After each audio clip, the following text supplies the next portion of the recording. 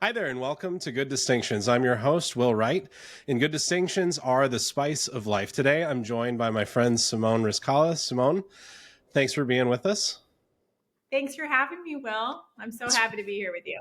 wonderful to have you here. I know we just saw each other about a month ago in Orange County, and that was great for the Hour of the Lady conference. So, shout out to TLI and all the great work they're doing. But what I want to talk about today is the fact that we're both Catholic, we're both immigrants, we're both Americans, and there's a lot going on there that I think needs to be unpacked that's not really talked about a lot. So, first, let's begin. Simone, who are you? Where are you from? I'll say ancestrally. Well, I'm a child of immigrants from Cairo, Egypt. So we're Egyptian Armenians. So that's ethnically where we are. We're Armenians who came to Egypt to escape genocide, Armenian genocide, and to have a better life in Egypt. And when that wasn't working out anymore, we came to the United States. So that's where I am geographically. Well, and Armenia is one of the oldest Christian nations in the world. The In terms, the oldest, and sorry, the oldest Christian nation in the world. And so I imagine your family when they moved to Egypt were still Christian. And so what was that like? I mean, no, tensions are a bit high in the Middle East and have been for some time between Christians and Muslims and Jews. And so how does that enter in? Yes, and sorry for the interruption, Will. It's just that Armenians aren't really winning in a economic or geopolitical way. We are the world's first official Christian nation in 301 AD. So Armenians converted to Christianity and declared Christianity their national state religion at least a decade before the Roman Empire did, with the Edict Mhm. of Milan in 311, 312 AD. So that's our big claim to fame, besides being the place where Noah's Ark landed in the Bible. So Armenia, or Mount Ararat, is referenced in the scriptures 4 times. So we're Mhm. very, very, very proud of that. And I forgot the question. Well, what was the actual question? No problem. So when your family moved to Egypt, Yes. obviously Egypt is predominantly Muslim, the adherents of Islam. So how does that work? I know that there's a large contingent of I always get, is it Coptic Yeah. Christians? Coptic Yeah. Christians. So Yeah. The largest Christian minority in the Near East is in Egypt, and that's about 10% of Egypt's population are largely Coptic Christians, Coptic Orthodox, but there are also minority Christians like Armenians. So, so when we met, I just sort of assumed, as most Latin Rite Catholics do, that you were just a Roman Catholic, and then I found out that's not true. So what are you Catholically speaking, canonically speaking? yes, canonically, I am Armenian Catholic. So there are 24 Catholic churches. One of them is Roman, the largest one is Roman and Western. But then the rest of the Catholic churches are Eastern churches. One of those is the Armenian Catholics. So that's where I stand canonically. I'm canonically Armenian Catholic. Excellent. And so with those different sui juris churches in the East, and then the Latin Rite in the West, and the other Western rites, I mean, anyone can go to any of these masses or divine liturgies and completely take part. Everyone is completely Catholic. That's the one universal Church of Jesus Christ. But Mm-hmm. within that are these different rites and traditions, and so was that something that your family practiced while in Egypt and then also in the United States? And what did that practically look like? Yeah, that's a really good question. I think sometimes people hear Catholic Church and they just assume Roman Catholic Church, but that's not true. It's just the Catholic Church, and then there's the Roman Church, the Armenian Church, the Chaldean Church, the Maronite Church, the Melkite. I mean, so there are all these, and then within those 24 churches, there's 7 different broad rites, which means rituals. So the way in which those churches worship God in the liturgy and sacraments. In the it's different in the West, obviously. In the Near East, Christians don't have, how in the early church, it's like people didn't really squabble about theology. because they were persecuted. And once Christianity was like legalized and then official, then people got into theological debates, and we have the Arian heresy. You know what I mean? You had the freedom and the luxury to kind of argue about theology. Yeah. Once persecutions ended. The persecutions haven't quite ended in the East. In terms of like, you know, I mean, persecution is the natural state of the church, but because the West largely enjoys incredible, at least up until this point, religious freedom, we can kind of have our social media, Facebook, you know, debates. Are you a traditionalist Catholic? Are you progressive? And so we end up having all these really privileged conversations. But in the Middle East and the Near East, because we're a minority, it's not that theology doesn't matter, but it's not as I don't want to say important, but it's not as much a source of disunity. And so my family is a lot of Orthodox, a lot of Catholics. Okay. So you don't, and no one really cares that much. You know, so my mom is, I mean, you kind of, it's not that you don't care, but you don't care in the same way that Western American Christians do. You know, my mom's side is Orthodox. My mom grew up Greek Orthodox, and grandma's Armenian Orthodox. My dad's side is Armenian Catholic, Syrian Orthodox. People intermarry between Orthodox and Catholic, and it's fine. And you consider yourself in many ways both. Right. There's not the same kind of like confessional tribalism. Like the tribalism is more ethnic than it is theology. More national.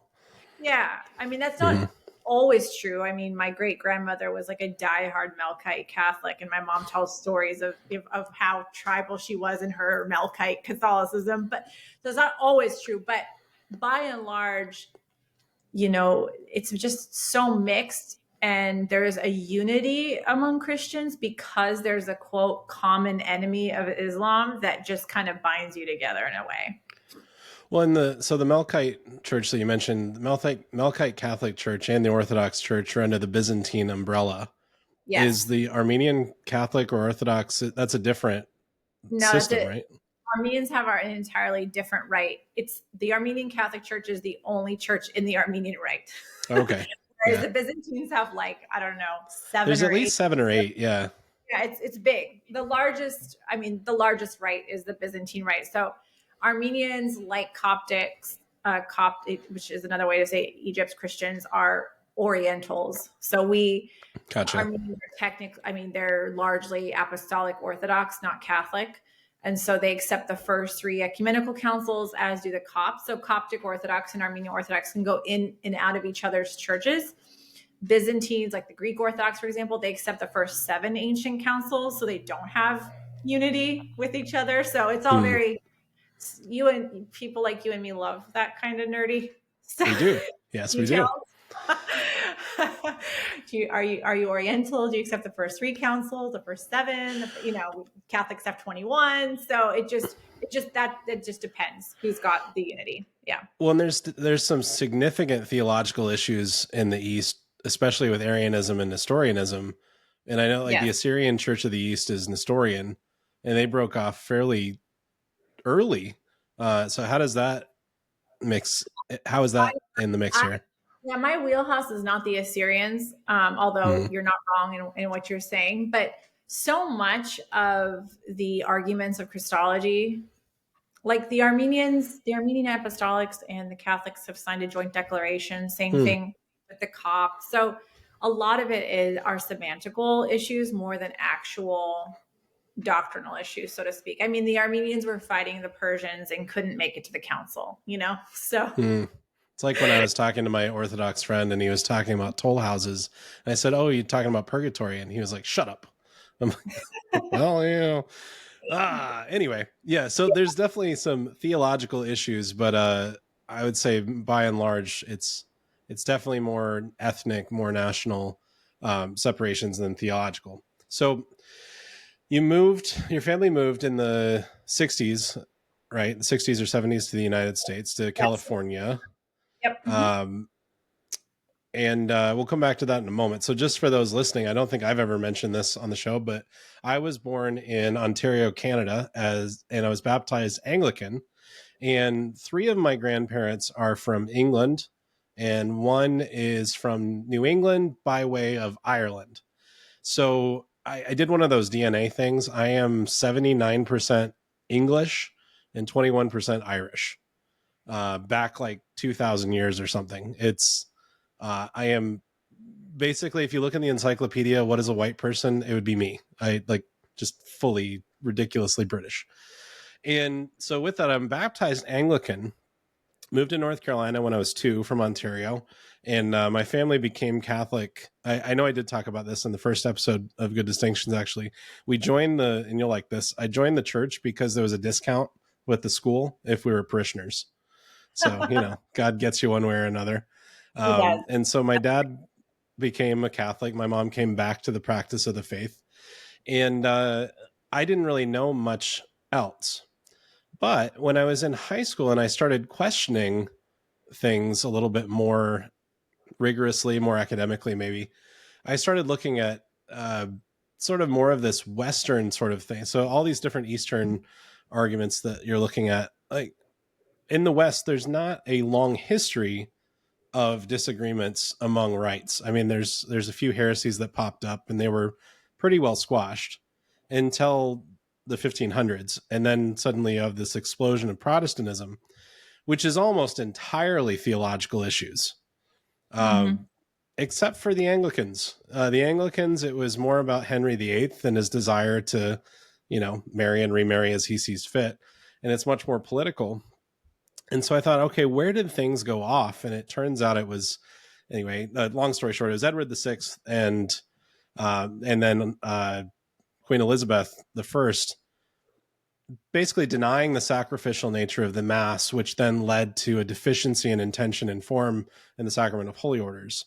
And that's when they lost apostolic succession and ordination and all of this. So at any rate, I looked at all of these and I thought, okay, well, I'm not Anglican. I am Catholic. I believe in the Eucharist. I love the Mass. And I also really love Anglican hymns, and I guess that's okay. I can still love Anglican hymns. So there was a little bit of sort of accepting my patrimony while also remaining firmly rooted in the Catholic Church. But what was very odd to me, and I don't know why this is exactly, I never thought of myself as an American Catholic. I thought of myself as a Catholic, and I thought of myself as an American because I was naturalized when I was 14 or 15, I think, when my parents were naturalized. And I think I view the world differently than a lot of my American friends.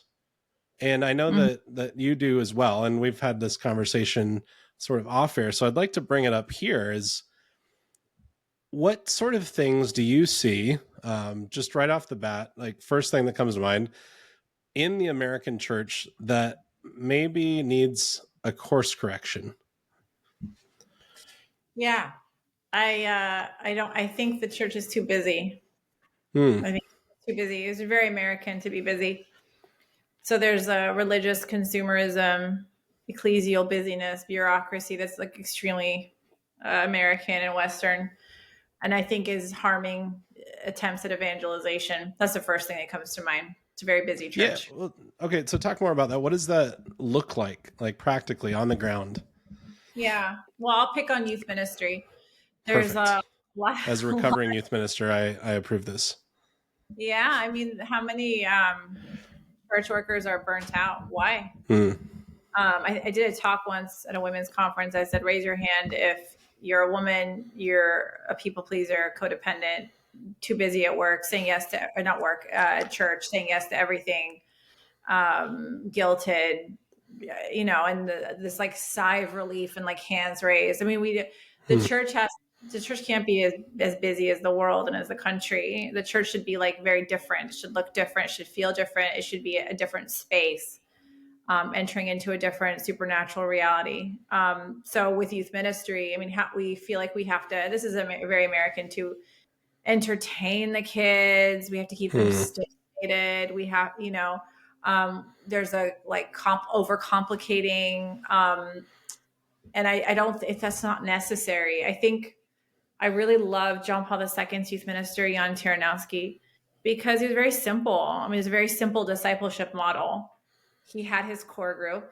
He mentored them as a team and one-on-one. He broke up the other boys into what he called the living rosary. They each represented a deck of the rosary.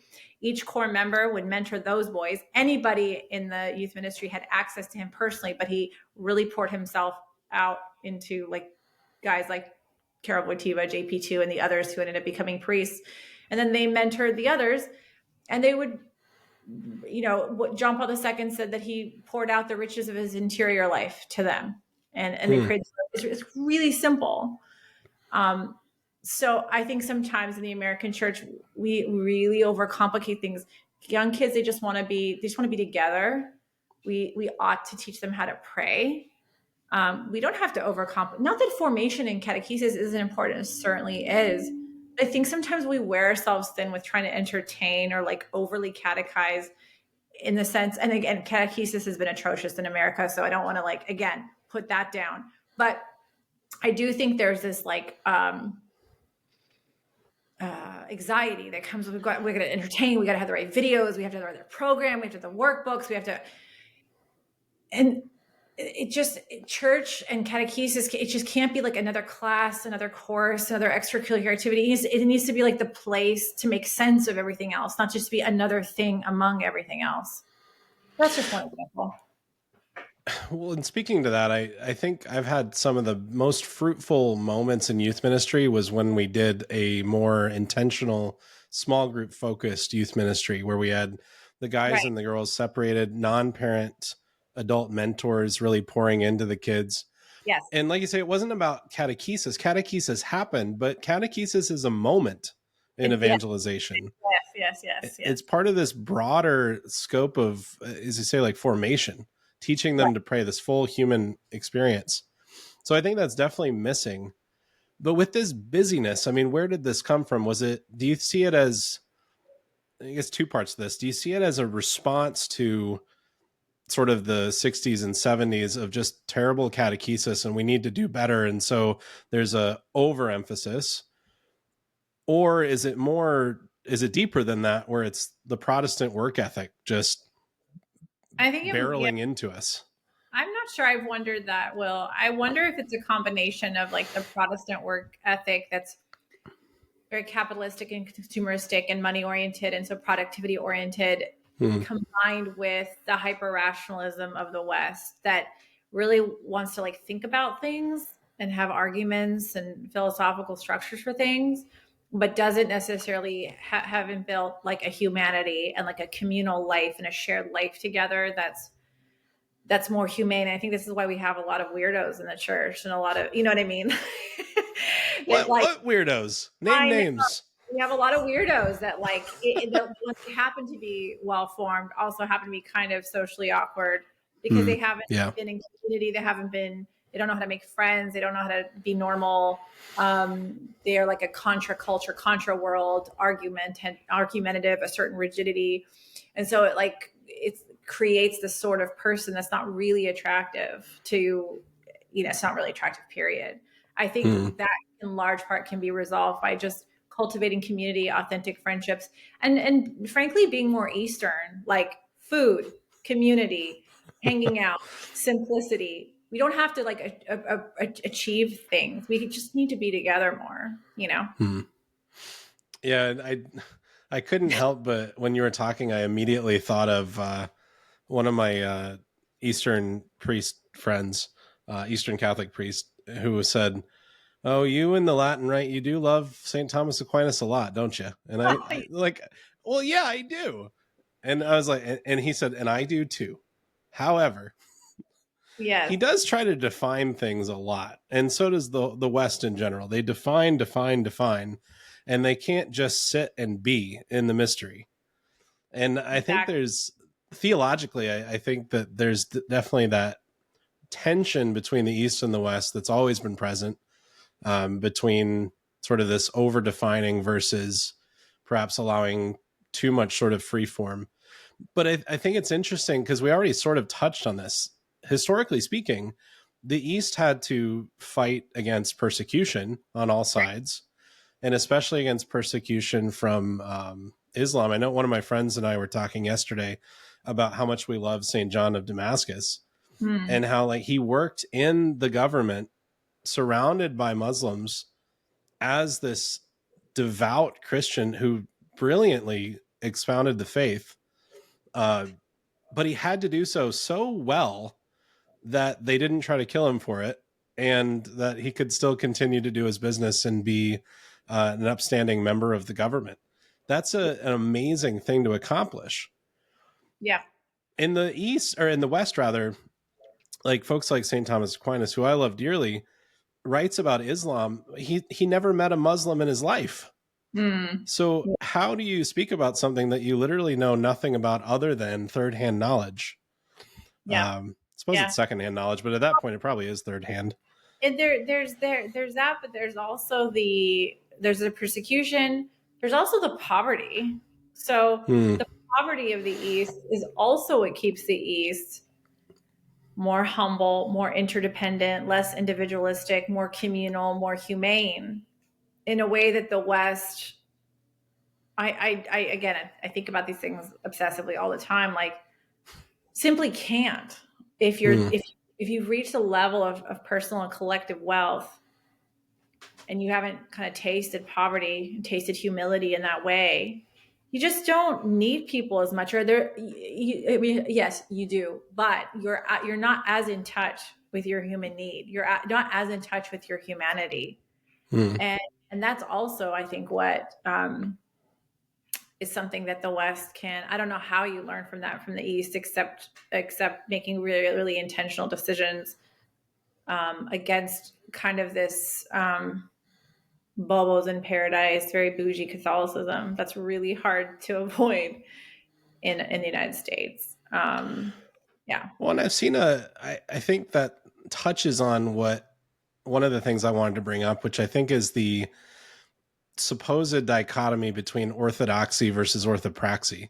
That Mm. that you have this sort of, well, I know what the truth is, but then on the other side of things, so to speak, the other political side of things, whatever, um, somebody saying, "Oh, don't worry about so much about that theology stuff, but we really need to be engaged in social justice and making sure that we're serving the poor." And I'm thinking, okay, well, we're kind of all called to that. We should be doing this regardless. We should have truth and charity. We should be serving the poor where they are, right near us. Because that's the thing is, like, we live in one of the most affluent Mm. countries, in the most affluent country in the world, and yet there are people that go to bed hungry every night. It's mind-boggling Yeah. how you can go one block down a street in some of the larger cities in our country, and it changes drastically. Yeah. Um, I would say that this is so a caveat, just based on something you were saying a moment ago. I feel like in the South, because I grew up in North Carolina, there is a giant emphasis on hospitality. Like Southern Mm-hmm. hospitality is a real thing, and it's beautiful. Um, and I think it's something where I definitely have a different approach than a lot of people that I even grew up around. I went to a Catholic school, but until I was about 8 or 9, we lived in a mobile home because we didn't have any money. That's why we moved to North Carolina. My dad couldn't work for a couple of years. My mom was a nurse, but she kept getting bumped off shifts from nurses with more seniority in Canada. So, I mean, we didn't really Wow. have anything. And I am What a so grateful for that, Yeah. because it gave me a different perspective on material things that I hope I can keep for the rest of my life and pass on to my children in some way, even though we're certainly doing a lot better off than I was at their age. Yeah. But the other one other thought, and then I'll shut up and let you talk more. But I went to Haiti on a mission trip for a week, and I saw exactly what you're talking about. These people had nothing, absolutely nothing, materially speaking, but they had one nice set of clothes, and they would Mm. get as dressed up as they possibly could and walk maybe 2-3 miles to go to mass every Sunday. And it was the most joyous, beautiful thing I've ever seen. And the things that they were dealing with were incredibly intense, spiritually speaking. I mean, Right. there's definitely a lot of voodoo going on down there, but like the spiritual warfare is very in your face. The manifestations of demonic things is very present. I mean, people like cartwheeling backwards away from the monstrance, contorting, and it's otherworldly. It's crazy. Whereas in the Mm-hmm. United States, why would Satan need to go to all those lengths? Because we're all so damn distracted anyway. Yeah, he's fun. Yeah, exactly. Exactly. So I think it does speak very much to what you're saying about being very, very busy. Yeah, there's a So how do we great, I mean, cultivate that? How do we cultivate hospitality? How do we cultivate sort of this true sense of living the Christian life? yeah, and I want to be, I don't want to just naysay the West and, the intellectual life. I spend my life, I mean, we're talking on a podcast, right? So you and I are We're in both this. nerds. It's very We're both clear. life Yeah. of mind, and my conversion came through intellectual conversion, and then it was sealed communally through two lay ecclesial movements of the church, which is, I think, an authentic fruit of the Second Vatican Council. So I don't want to, I mean, we need, and I'm always astounded when I am talking to my Eastern and Orthodox friends how poorly they are formed, and how Mm. grateful I am for the Catholic Western intellectual tradition. I mean, I'm very grateful to it. And I think the East needs more of that, certainly, as well as, the those who are true missionary disciples in the West. That kind of American Catholic apostolic zeal is really Mm. incredible. I mean, we have the Bible in Your Podcast by Father Mike Schmidt. Like, we have really great things that Mm. both the marketing, consumerism, American Catholic intellectual thing has given us. I don't want to downplay that at all. I just think John Paul II is right when he says we've got to breathe with both lungs, and we do. And the East also needs to breathe with her Western lung as well. So we need each other.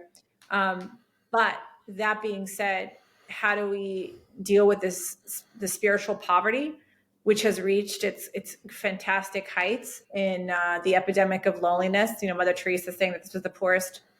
America is the poorest country in the world. Mm. So yes, the East needs the intellectual life that the West proposes, but she didn't say that they were the poorest. They are materially poor, but we are the poorest spiritually.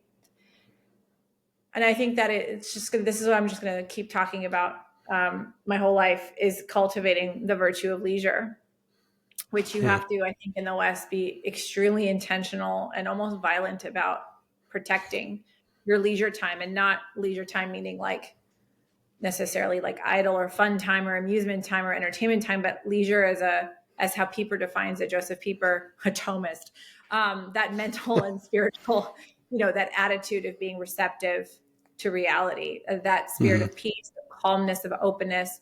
Cultivating that interior disposition is what's going to allow us to be able to hear God's voice. So let's go back to youth ministry. If our youth ministry programs are just keeping them busy with the things of God instead of teaching them how to be about God himself, Mm.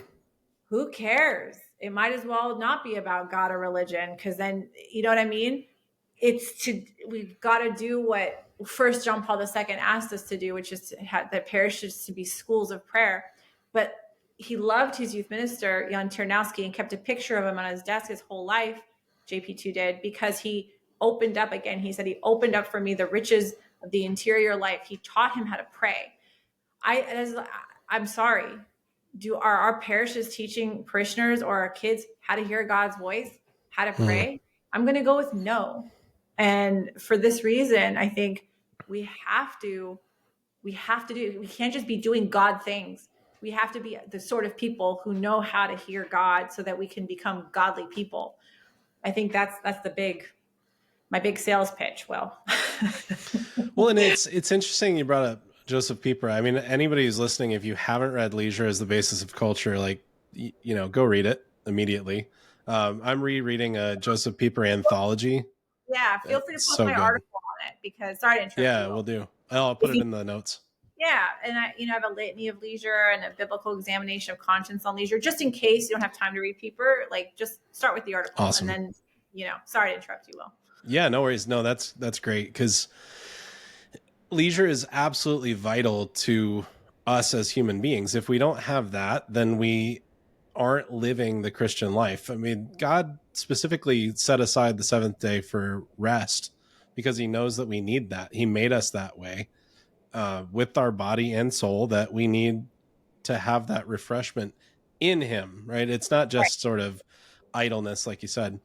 Also, an interesting thought, I had this conversation with a colleague yesterday about, I said, I was being a little dramatic. I was like, man, I can't stand Thomas.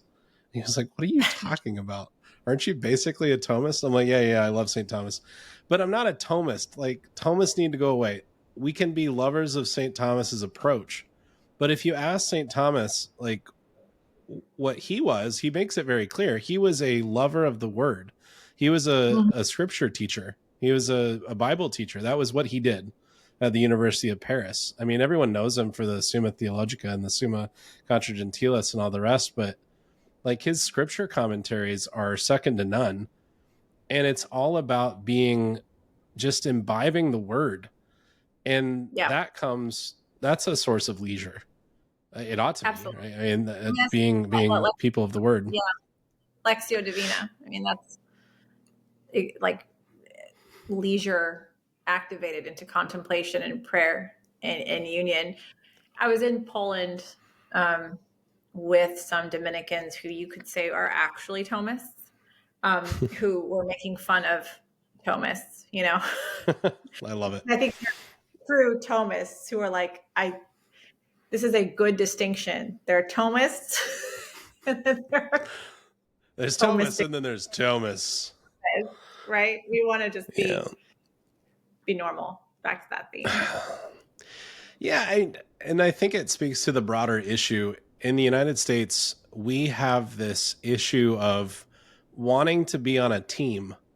And I know we've talked about like the East and having like these ethnic and national squabbles. And I know the Orthodox Church tried to have a council on the island of Crete a few years ago, and within a week, only one nation remained, or one church remained, because what's binding them together? There is no Byzantine emperor anymore. There's no recognition of the Holy Father as the Pontifex Maximus. So it's like, that's one issue. Fine. But in the United States, we have this issue of tribalism where we care so much about like what sports team we like or what school we went to or whatever, like to a disproportionate level. And I've seen that. And another colleague of mine, by the way, I love working in a high school with really smart, holy Orthodox people. So we have great conversations. But one of my friends was saying, it seems to me like a lot of these squabbles in the church, in the American church, are nothing more than just applied tribalism. It's like, well, I want my team to win. Absolutely. Right? It's Latin Mass only folks or the social justice warrior types or whatever it might be.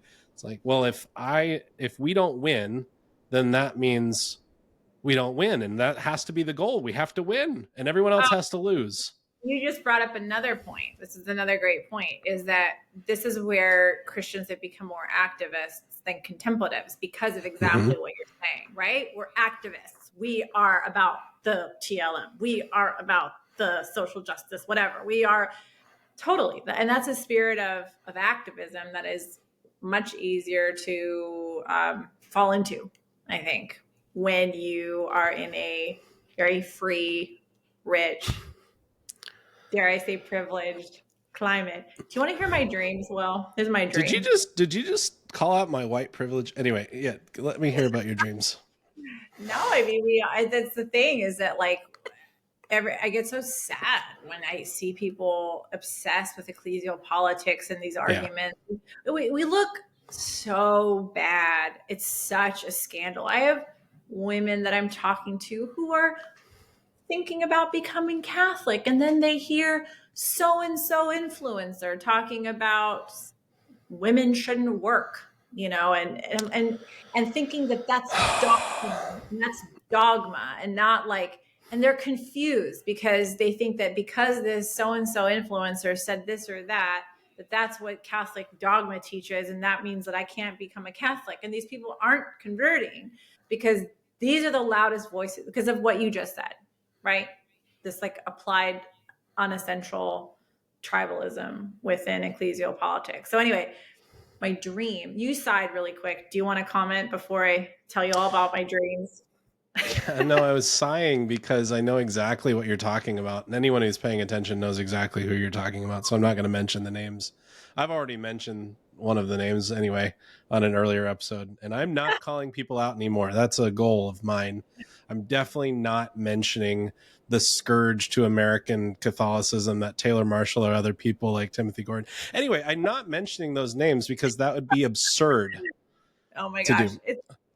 No, but It seriously, I have no problem calling them out because here's the thing. It's not about bad mouthing them. I'm bringing it up because if you're listening and you're like, well, I love Taylor Marshall. Just listen, I watched everything he put out for like 2 years and it did nothing good for me in the long run. It was fine for a while, but then I got really bitter. And I've said the same thing, I think, on the air about Daily Wire. Like, I love the Daily Wire commentators, but I just can't do it anymore. yeah. But I think folks like Timothy Gordon, it's interesting, and I'll bring him up specifically because he was on Pints with Aquinas, huge platform. So this isn't like some sort of backroom conversation. It's very public, where he's talking about his book on women working. But what he was drawing from was the Council of Trent, but it was the Roman Catechism's application of the Council of Trent, and he was misquoting it. Like I had to go back and read it and look at it again. And it was a prudential judgment at the time in a totally different cultural context. And he was trying to apply it to 21st century. And like you said, like, first of all, that's problematic on academic grounds and he should know better. Yeah. But if we zoom forward to today, the fact that that's leading people away from Christ is scandalous. It's awful. Yep. And so again, and I brought this up multiple times on the show. It's not about judging people. Like I don't judge Timothy Gordon. I don't judge Taylor Marshall. I judge their actions though. And I judge the fruit of their actions because these are terrible, terrible things that are happening. When people leave the church or don't come into the church because somebody's sharing their erroneous opinion. Yeah. And That's elevating it to the horrible. level of doctrine and dogma. Yes, it is. And that's exactly what Good Distinctions is all about. I mean, this is why this channel exists, is to hopefully make these distinctions between what is faith and morals versus what is prudential judgment to help people come closer to Jesus. Because the church, we are a church of Jesus Christ. We're not a church of causes. We're not activists. We should be contemplative. Right. So anyway, just yes, everything that you said, I'm 110% behind you, but Glad you're doing what you're doing, and Will, and yeah, it's painful, and I kind of lose my temper every time I get an Instagram or text message from, especially a woman who's like, "Wait a minute, I was thinking about converting, and I didn't realize it was Catholic doctrine that I'm not able to have a job." I'm like, "Where did you hear that?" But anyway. Exactly where you heard that. Well, okay, so I do think it's worth like 10 seconds. I think it's worth 10 seconds to just elucidate people on what is actually true there. What the church has always said, as far as my understanding, correct me if you have a different understanding, is it should be such that ideally a woman shouldn't have to work if she doesn't want to, because her husband should be able to provide for her. Like in the context of a marriage. Like that's my understanding anyway of the Council of Trent, is that if you have a man and a woman who are married, the woman should not have to work if she doesn't want to. And that's really not about the couple so much as the broader society. Like the fact that we have to have two incomes in order to provide for a family in the United States is a problem. The fact that, yeah, I mean, I think that's really what it's about. Anyway, is that your understanding of it? Yeah, I mean, I think John Paul II, I think it's Evangelium Vitae, where he's, saying that because, especially when that wife is also a mother, and that the child's dignity comes from largely the gaze of the mother, right? And that Mm-hmm. if she's unable to be present and to attach and to dignify her child, that economic systems should be set up such that women's dignity and mother's dignity and children and family don't suffer. But again, that's not doctrine and dogma. That's prudential judgment. And like you said, I mean, how many people have that privilege? Very Right. few. I mean, again, my parents don't read church documents, but my dad, to his credit, always said, well, your mother, I always said if she wanted to work, she could, but I would never want her to if she didn't want to. And I was going to work very hard to make sure that she could do whatever she needed to do as a woman for her human flourishing, because her human flourishing, whether that means working or not, helps the marriage and helps the children and the family. So that is up to the married couple and up to the family, and largely is determined by practical matters. Bingo. So again, it kind of, you don't even need to read Trent to be told what common sense can tell you. Don't be a weirdo. Like we have, 80% of women who seek abortions are low income. I mean, I love Gabor Mate. He's a secular trauma-informed physician, and he says things that if I had time, I would put into an article and compare it to what John Paul II says about women are 3 times more likely to be chronically ill than men, because women are society's shock absorbers.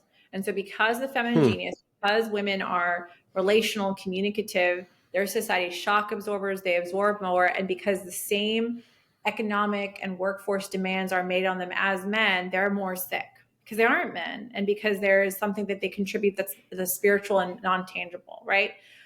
Those are the kind of conversations that I think are very interesting. How do we set up societies and structures according to the gospel so that the feminine genius and the masculine genius are respected, honored, privileged, and just help to flourish? Having these kind of very low level, silly conversations about whether women should work or not, as if we can paint with that broad a brush, I just don't have time or patience for, Will.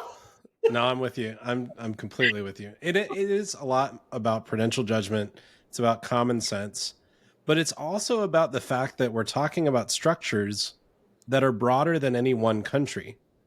So it's not incidental. It's not a side conversation to talk about broad societal structures, because what we're dealing with is what the church has been grappling with in large part since the Enlightenment, but especially the last 150 years, about liberalism, democracy, Right.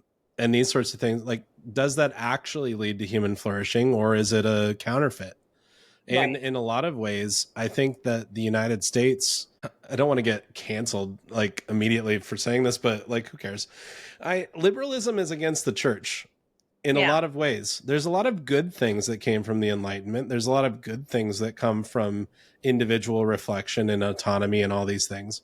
But if it comes at the expense of the communal dimension, if it comes at the expense of authentic relationships, you're going to have a bad day, maybe a few bad days. And it's the structure that we have being built on, and this is for those listening, I've taught American history. I love the United States of America. I love our founding documents. I think the Federalist Papers have some gems in them. I think the Declaration of Independence is awesome. I love the Constitution. But I could imagine something that comes along later that's better. Which, if you say that in some circles in the United States, they'd want to shoot you. And I don't understand that. I understand that, for example, and I'll put this out there, I don't like to get into politics too much on here, but I'll just say, I think it's very clear, if anyone's listened to me for any length of time, I'm not a Democrat, because I can't be today. The party has gone so far to the left. It's not the party of 50 years ago. We'll put it that way. I'm a registered Republican because in the state of Arizona, you have to be a registered Republican to vote in the primary. So 3 years, I'm an independent, and then I've registered Republican and I vote, and then I register back as independent, which maybe that's dumb, but it's what I do, whatever. But one of the platform one of the platform points of the Republican Party is American exceptionalism. Like this, it's actually in there specifically, and I've struggled with that. I've struggled with a lot of things on both sides of the political aisle, but I struggle with this idea of American exceptionalism because, on the one hand, as an immigrant, I am incredibly grateful to this country. I'm grateful for all of the blessings that I've received from the American system. I've the autonomy to chase my dreams, so to speak, and study what I want to study, which incidentally is theology. So this has been a good system for me, and history and all these other things. There's a lot of freedom, like true freedom. It allows me to pursue authentic humanity, human flourishing, and authentic leisure in a way that many other countries simply you can't. So that's great. But there's also a lot of serious problems in the United States, and also in the way that we interact with other countries. And like, having taught U.S. history, I can bring up all sorts of different things all throughout the history of this country.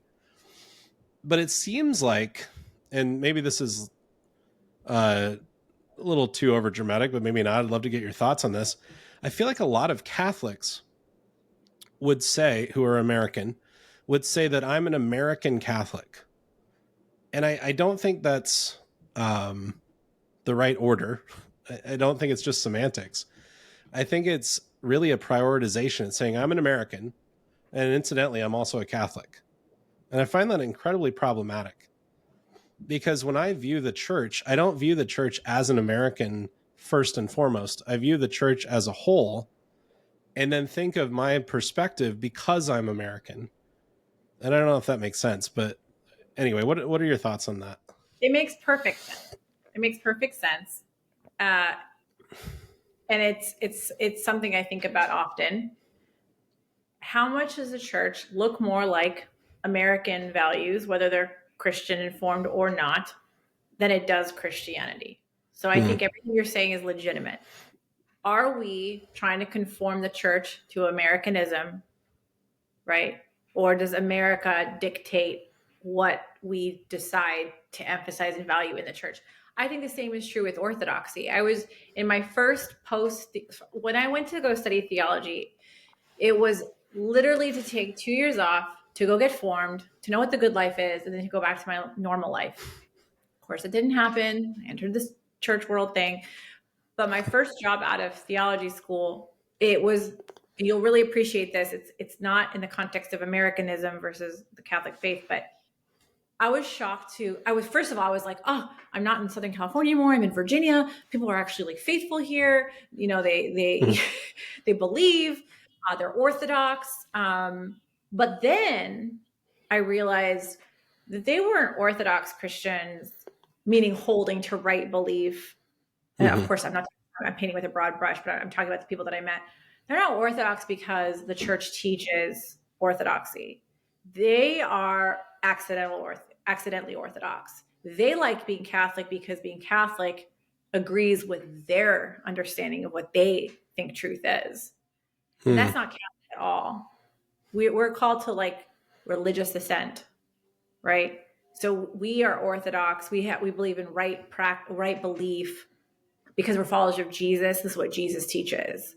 We don't follow Jesus because we see that he happens to agree with me. And that's what I was finding.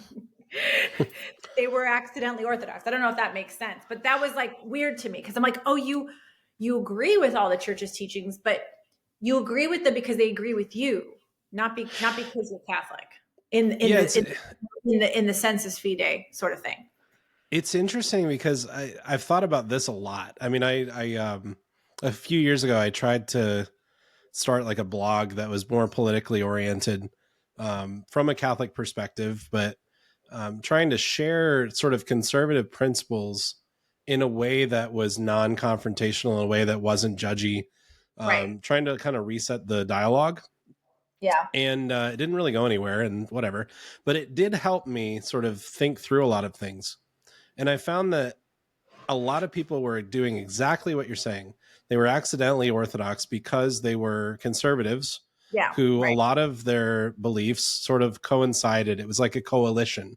It Yes. was saying, all right, well, I'm pro-life and the church is pro-life, and I sure like limited government. So yeah, the church seems to be all about that. But what I found is, like, when I was in high school, I was very left of center. I was progressive. I was um, very liberal, like adamantly, vocally. I was pro-choice. I had no problem with gay marriage, all these different things. And when I got to the University of North Carolina and met a lot of diehard communists, basically, I mean, like avowed communists, I thought, I should rethink my positions a little bit, because Right. these people scare the heck out of me. And meanwhile, I was also going to the Newman Center, and there was a lot of great people there who questioned me on a lot of my beliefs and thoughts. And so I started thinking through things more.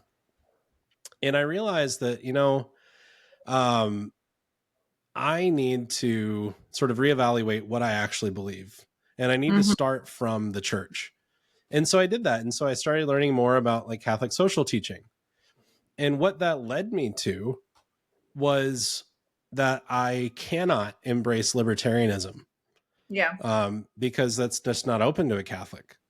I cannot embrace the modern Democratic Party because of a bunch of different issues, even though they have a lot of things that I think are in line with the Catholic Church's teaching by and large. The really important preeminent issues, especially like abortion, euthanasia, marriage, it seems like more and more is becoming problematic. And it didn't make me turn, like I said, I'm not a fan of the Republican Party as such.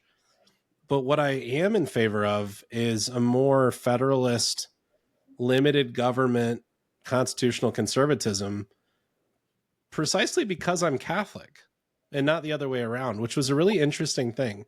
So it's not that we can't have these overlapping beliefs, but I think everybody listening should sort of do their own personal inventory and be like, why do I hold to what I believe? Is it because my parents raised me this way? Is it because I actually believe these things? And at the end of the day, is it because the church has informed me? Like, have I been formed in such a way that I am living in line with what I'm called to by the gospel? And the church, because of Jesus, Mm-hmm. because that's his method. Amen. So any final thoughts? I know that we have a hard break for both of us. Actually, we have things to go and do. We both actually need to work on leisure a little bit. Anyway, We just like to talk about it, but do we live it? yeah, it's tough. It's tough. It's tough. But We are any Americans. final thoughts? Say you were in a room with 5 Americans. They've been here since birth. Their families go back all the way to the Mayflower, and they're Catholic and they want to follow Jesus, but they're falling into a lot of these pitfalls, and they don't see the world in such a way that they're actually living out the principle of solidarity. And you had 30 seconds. What would you say to them? Solidarity of 30 seconds. Goodness. Honestly, tap into your Eastern roots. Tap into it. Really see where there is a hyper emphasis on belief or friendship with someone based on shared belief, as opposed to like, who's your neighbor? Do you know them? Where are you really needy and dependent? Where can you foster a more humane existence in a culture, in a world that is more technology based, more isolated, more inhumane? Because at some point we're going to see a church that's talking less and living more. And will be dead, probably will before this happens. But when Pope Benedict, when he was Cardinal Ratzinger, in his book, What It Means to Be a Christian, says how far we are from a world in which people no longer need to be taught about God because he's present among us. Are you the sort of person that's fostering the presence of God among you and your tribe and your people? Or are we just kind of talking about it? Beautiful. Well, that's as good a place to end as we can hope for. Thank you so much for that. And thanks for coming on, Thanks, Will. Simone. It's wonderful to talk to you. And I hope to have you back on again to talk about something else, maybe get controversial on something else. rant on something else. It's always a pleasure, my friend. Always. Beautiful. Well, for those listening, you can find out more about what Simone does with Endow Women's Group. She's the director of program growth. We'll put some of that in the show program notes, or the show notes, as well as a link to your article on leisure as the basis of culture and a few other things to help us grow in leisure. Please. And that's a great apostolate to grow in leisure. A great one. And for those listening, if you haven't yet, please go to gooddistinctions.com, become a subscriber. You can subscribe for free and get everything that's put out, a lot of written content, a lot of video content, and just love to have you on there. You can send me an email at gooddistinctions@gmail.com if you have any questions, thoughts, comments, confusion. If you want to send a message on to Simone, I'd be happy to do so. And it's wonderful to have you here and listening and watching. Please share it with your friends and family, and we'll see you again next time. Simone, thanks so much. Thanks, Will. Bye.